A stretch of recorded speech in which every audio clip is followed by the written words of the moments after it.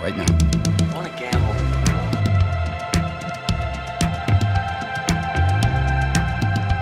I never want to hear those words out of your mouth again. Gambling is not your problem. Has anybody ever told you before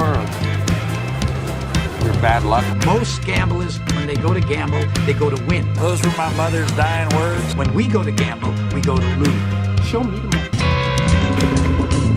Let's get out of here, man.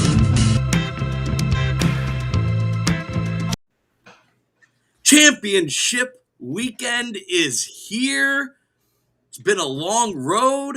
Everyone wants to talk Brady, but we're not. We're here to talk games. But before we can talk games, we got to look in the rearview window, because if you were with us last week, you made some money. Trevor did so good, we're not allowing him back on the show. Trevor goes 4-0. Marcus and Derek stays hot. They both go 3-1, and I went 2-2. We didn't have a loser. Oh, champions only on this show. Marcus, how you doing, bud? Fantastic. Actually had a couple way too big of teasers going on with a lot of those dogs, so those all worked out. Would have preferred a Kansas City field goal at the end, but is what it is. The years move so fast, man. Football season's so exciting. Seems like just yesterday, Derek and I were both dolled up, dressed to the nines, singing our hearts out, getting ready for the season, and now here we are. Here we are indeed. I said we weren't going to talk Brady. We're not. I want to talk Derek. How are you holding up? Good, man. I think for me, it's kind of a transition period. Obviously, he moves to Tampa, but he's not with New England. So I've kind of already started. You've had your morning. Yeah. Now, I've already started to, just appreciating his accomplishments, but they weren't my accomplishments anymore. So I've kind of had a transition. So now, more importantly, we kind of brought this up. If this retirement holds up, because we need this on record, on the air, will you be joining us in Canton in 5 years? I already got permission from the missus. She may be coming too, but we're 100% in. Perfectly fine. I think it's such an awesome experience. And for it's anyone who's wondering, I may be bringing my kids. Who knows? Yeah, who knows? But you talk about like obviously once in a lifetime moments, memories, opportunities. We get to watch both of the quarterbacks that all of us got to like watch up, rooting for, growing up, seeing everything. Brady and 7, man. It'll be fun. It'd be great. So if it holds up, it'd be awesome for the three of us and for everyone, whoever we can pull with us. What an awesome time. I know. I mean, I'm excited. Great. Speaking of awesome time, championship weekend, like I said, is upon us. In a combination of 4 teams, I don't think I could have put together. Derek, who is your most surprising team to be here in this AFC Championship? So I think there's 2 kind of clear-cut ones. There's 2 favorites that we kind of thought would be here. I'm still going to lean towards the Bengals. Obviously, I think for me, it's one particular reason. Joe Burrow on that surgically repaired knee didn't look good in preseason. Looked like he wasn't trusting his knee and his mobility. And then all of a sudden, just like a switch flipped with Jamar Chase, and all of a sudden he started catching the football. Joe Burrow looks great on that leg. Looks super confident. Has the swag back. And they got red hot down the stretch. To me, that's definitely the surprise team. So, Marcus, speaking on that, what's more important? Overall talent, which the Chiefs have, or momentum that the Bengals have? Because the Bengals are the hottest team in football right now. Honestly, the Chiefs are right there as far as like being the hottest. So momentum, just energy, just figuring things out, chemistry, shit that you quantify, which kind of sums up Tom Brady or, a bunch of those teams. A lot of Joe Flacco led Super Bowl teams, like some Nick Foles, Super Bowl MVP, like those type of runs, momentum, and just being in the flow. It's kind of just like when you're golfing very well. It doesn't matter if your putt's 2 or 3 feet or 18 feet. You see the line, you knock it down. So obviously talent has like a huge part in it, but sometimes just the chemistry and energy and Lady Luck is just on your side. 5 months ago, Marcus, you and I both sat on here and picked the Rams to win it all. Are you still confident in your pick? Oh, let me think about this one. Of course I am. It would have been awesome if we could have got a Chargers-Rams Super Bowl. Unfortunately, that's not the way it worked out. but it's also funny. We always talk about storylines. We have two really cool storylines in our conference championship, right? So we have the Niners, who you and I we crushed with little under 12 wins for the season, but way finding a way to get there. Also, they swept the Rams this year. They swept them 2-0, and now we get a third game there, and then we have obviously Cincinnati, Kansas City. The way that game ended in Arrowhead earlier this year, we were this close to having Pittsburgh win the North and Cincinnati being on the road at Arrowhead in the wild card. That's how close that was, and very controversial at the end. So there's a lot going on here. I'm excited, man. Last thing before we get into these specific games, no one is talking about the 49ers. Literally us three, we've been talking about this for 5 minutes now. We have not brought up the 49ers. Derek, how seriously should we be taking this 49er football team? So for me, it's so hard because their talent is not there. They're not as talented to me as the Rams across. But for whatever reason, there's a mental factor there, and I think Shanahan has McVay's number, for better or for worse. So I think you have to take them seriously just based on that. But you just got to think eventually. I mean, are the Rams due at this point? I think I'm leaning Rams still. The old saying is it's hard to beat a team twice. What's the rule for beat a team for the 7th time? That's pretty wild. It's pretty wild. All right. Oh, enough about overall the playoffs. Let's jump into the game. First game, the AFC gets the first crack at it. We got Cincinnati traveling to Arrowhead. Kansas City, a 7.5-point favorite. That hook is everything for me. I'll get into it a little bit more detail. Over under 55.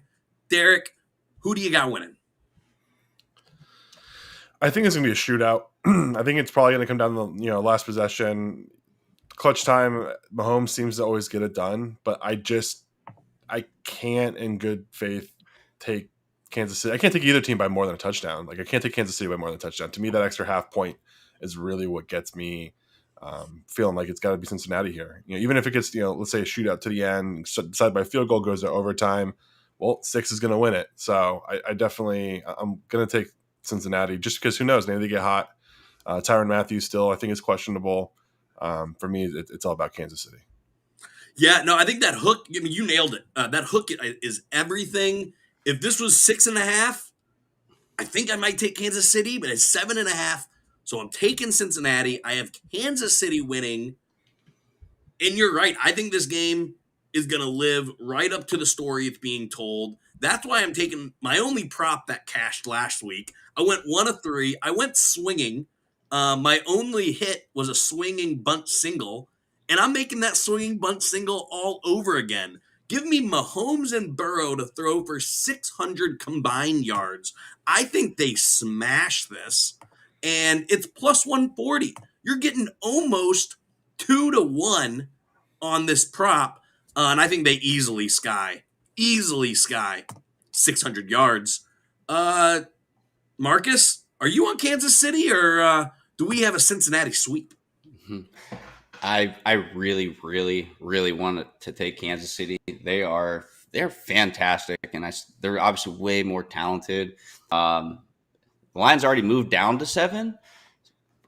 I could go either way, but I'm not sure who I'd love to lose more. Like, obviously, as being a Steelers fan, we don't really care about the Bungles, but who cares about what's going on in Kansas City? I'm not sure. Talent-wise, Kansas City should win by 30. I think one of my favorite takes here as far as first touchdowns, anytime touchdowns, and or 2 or more touchdown players. Guys like T. Higgins or Tyler Boyd from Kansas City, slightly overlooked, can have some big performances. And I do apologize. Earlier I said that game was in Arrowhead, but it was in Cincinnati. But this game for me is actually going to not sniff the over. So it's moving up to 55. Wow. Just because it's playoff time, if you've learned anything, if Zach Taylor has learned anything, the way to beat the absolute best quarterbacks when it comes to the playoffs, Tom Brady, Mahomes, you keep them off the field. So you are going to definitely be getting a heavy dose of Joe Mixon. and I can't even pronounce the tight end's name, but but that's going to be Cincinnati's best opportunity. Ball control, keep the clock going, make some opportunistic plays on defense, and force a turnover or 3. But yeah, at 7.5, I'll ride the Bungles to cover and lose late. All right, I got a few questions. I got one question for you. This is a little bit more DFS. So I will go, Derek, to you first. Who do you think has a bigger day, Tyreek Hill or Jamar Chase? Derek. Ooh, I think it's going to be Jamar Chase. I think for Cincinnati, they have to. I think Chase has to really carry the water for him. I think he's going to be going deep. I think he's really got to go off. You're not going to beat your secondary receivers and keep pace with Casey. I think Casey can get it done a couple of different ways. McKinnon looked really good in the passing game, and I think Kelsey is going to absolutely have another dominant day, 150, 200 yards. I think they want to keep the ball in the middle of the field, make Mahomes make as many throws as possible, and really eliminate kind of those one-play touchdowns. So I think Hill is going to be pretty well. He's going to get the bulk of the attention. Yep. No, I agree. Marcus, last one before we jump to the next game. You just mentioned that this is going to be a run-focused game. So that's why I got this for you. What do you think about this prop? CEH over 50 yards rushing. Mixon over 50 yards rushing. And Mahomes over 50 yards rushing. Zero shot? Zero shot on that one? Yeah, here's why. Obviously, we got to watch Patrick Mahomes tear it up last week, running career highs. Cincinnati's not going to be playing as much full man 1, man 2, be playing it that way. They shouldn't be playing it that way. You have to be a lead up front to be playing cover 1. There's just no way around that. I don't even see CEH getting 50 yards. McKinnon is kind of really turning it on. He's a very key factor for them right now. So explosive. And also remember Jamar Chase, last time they played, when they played earlier this year, 11 for 2 and 3 touchdowns. I thought my phone was glitching every time I saw a big catch by Jamar Chase. 3 tutties. So you have to imagine Andy Reid is going to do a little oversight. Defense will be hounding him a little bit, maybe trying to sneak some coverages his way.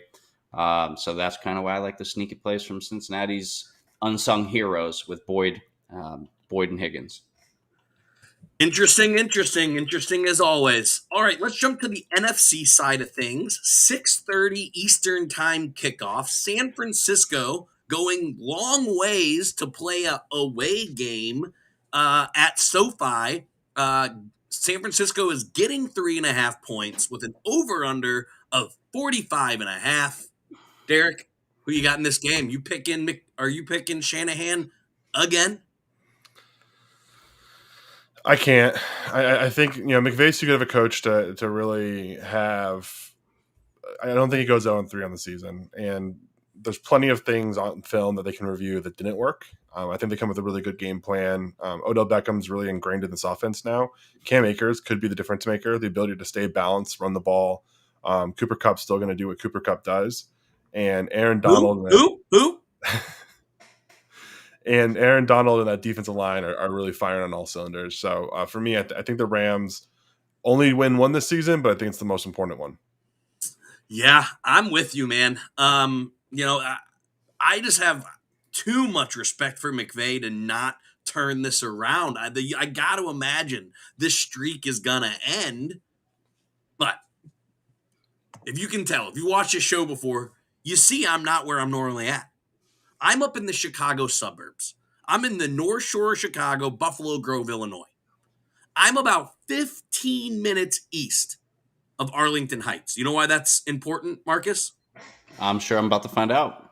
Jimmy Garoppolo, quarterback, Rolling Meadows High School, grew up in a big Italian family right down the road. Everyone here is pumped. I don't think it's going to matter. I think Jimmy is the worst quarterback left. And the prop I got, Marcus, my interception props are back. I am same game parlaying Stafford and Jimmy to both throw an interception at plus 205. What do you think about that play? That I do like. Stafford, anytime you have a parlay with a Stafford interception, your odds are, increased because anything can happen with them. I will say, kind of leaning back to that Tampa game, and Derek just touched on it. Cam Akers is such an X factor, man. You get to adjust your entire offense just about how capable, I think the abilities that he has, how capable that he is to receive the ball, run with freaking power, knock guys out. Now we did see some very uncharacteristic fumbles from him. I don't see that it won't happen again. We know that we're assuming that. But yeah, I would imagine we get an early pick from Stafford and a late pick from Garoppolo trying to make it a game in fourth quarter. Fun fact, Derek, I think you'll get a kick out of this. Jimmy G was not only a quarterback at Rolling Meadows High School, he was a linebacker. Maybe that describes why he's, so willing to make a tackle after all his interceptions. I got another question for you, Derek. Yep. Speaking of wide receivers, who do you think has the bigger game? Coop Cup, Debo Samuel. And how's Debo's ankle? I mean, Now, are we talking fantasy points? Who has the bigger game? Or are we talking receiving yards? answer both of them. So I think Cooper Kupp has more receiving yards, but as far as total all-purpose yards, San Francisco can't win if Debo isn't all over the field making plays everywhere. So I'm going to take Debo just out of necessity. Yep. All right. So We let's saw that in Green Bay. Mm-hmm. We did see that in Green Bay. The Rams are a little susceptible to tight ends. Marcus, how does Kittle impact this game, if at all? He's the other guy that has to show up and he has to perform. And for him, unfortunately, today, I think most of his production is going to have to come in short routes, third down conversions, but also just in the trenches, making blocks. And it shouldn't be, they don't need him to have 10 for 120 and a touchdown to win. They need him to have those 3-yard catches on 3rd and 2. Just those conversions to keep the chains going. Man, but it's going to be a tough task. It's going to be such a tough task. I mean, we even saw it last year. In the playoffs, Saints swept Tampa and they got steamrolled in the playoffs. It's really hard, very hard to win 3 times in a row. So thank God I have 3 nuts because I'm putting the third one on the Rams straight up. There we go. Last question before we move on into some parlays and some touchdown scores. Derek, I keep saying San Francisco has a pass tunnel defense. Clearly, that wasn't the case with Rodgers. Do you think Stafford lights it up, or do you think he struggles in the big show? This is a tough one. He's looked good this playoff run. Obviously, his first 2 playoff games of his career.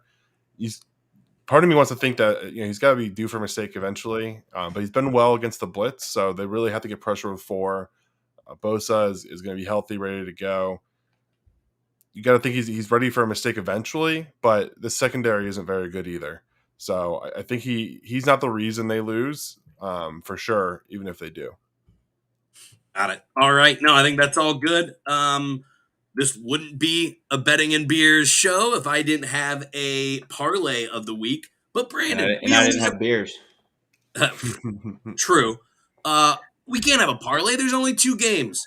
Shenanigans. I got Cincy covering and the over.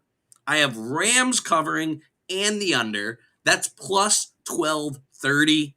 That's 13-1. And I'm fairly confident. Marcus, what do you think about the under in the NFC game? I do like it. I know both of those game 1 was like a blowout 31-10, I believe. Game 2 27-24, which it over. Yep. Obviously both of these teams, they know each other very well. You want to limit mistakes, you want to trust your defense. Both teams will take a big shot early in one of their first, but early sustainability, we could see a 3-0 game after the first quarter. I can lean that way. Obviously it's playoff time, so what's scary about going under is we can see weird adjustments being made, weird calls, conversions, 4th down attempts, later on, which can push the over. but I imagine it's going to be a perfect weather in Los Angeles. But give me a nail biter if you're going to be going under, and give me also a nail biter if you're going over. This could be 24-21. For sure. Yeah, 45.5 is a fantastic line. It's a really, really good line. Derek, before I get to touchdowns, I want to touch on field goals because that's all that was. It was all the rage last weekend. Everyone was kicking important field goals, plus 1,000 for either one of these games to be decided by a field goal. What do you think about that prop? I think I like it. We saw 3 walk-off field goals last week. Overtime format, you see a lot of touchdowns in that format. I don't think if one of these games goes to overtime that we see a field goal per se. None of these teams are really getting it done with defense primarily. There's going to be a lot of shootout. Even the strong defensive teams, obviously San Francisco as a whole has a strong defense, but their secondary is a weakness. The Rams, Jalen Ramsey does not look like Jalen Ramsey. So I think even the really strong defenses are showing some flaws. A walk-off field goal, we've seen a lot of it, and there's some really good kickers left. Yep. So that might be the prop I like the best. Plus 1,000. It might be worth throwing a couple bucks at that. I think it's worth. I think it's everything worth $10 or $20 there. Yep. For a walk-off field goal. All right, it's touchdown titty time. Marcus, who do you like for first touchdowns? So first touchdowns in that Cincinnati Kansas City game. Like I said, I'm going to be leaning the non-main players. So since there's only four plays that we can have, one from each team, the way I'm going to do this is I'm going to take the underdog style guys from Cincinnati. I'm going to coin flip it here between Boyd and Higgins. And over at Kansas City, I'm going to be right between Pringle and Hardman. So I could go either way. I might do a combination of both.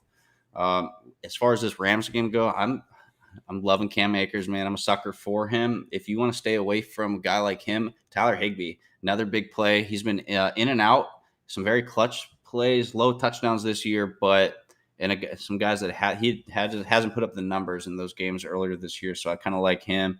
And then Niners is going to be kind of a crapshoot, but I'd have to lean Kittle. It's just where my heart goes. If you take the Niners. Opposite. I'm going the opposite. You like the no-name guys. I'm going dogs. I'm going Mixon, Kupp, Samuel, Kelsey, and I'm locking that in at 10-1. I think the dog. I think that in these big games, big players make plays. I might like Samuel as a rushing touchdown rather than a passing touchdown, but they all count the same. Derek, if you had to switch out one of Mixon, Kupp, Samuel, or Kelsey, who would you switch out? I would switch out Kupp for Jamar Chase.